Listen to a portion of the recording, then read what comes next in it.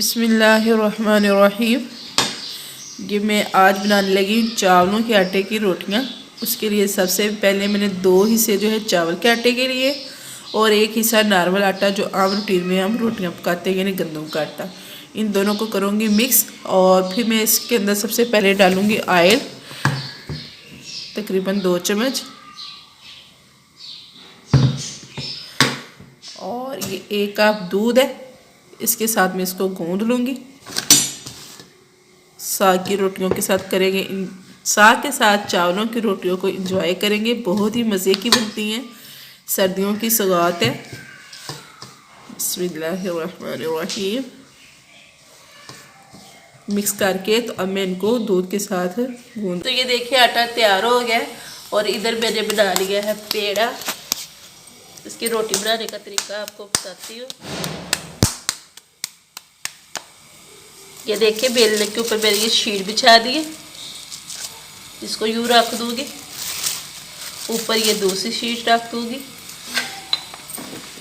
बिस्मिल्लाह। और इस रोटी को बेल लेंगे।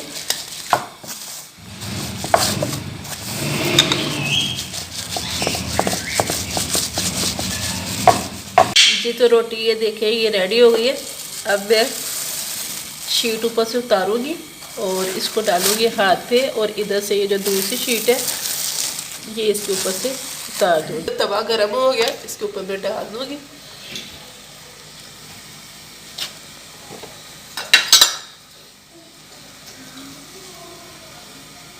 बिस्मिल्लाह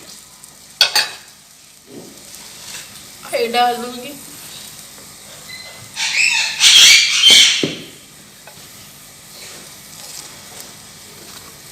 साइड को चेंज कर दूँगी।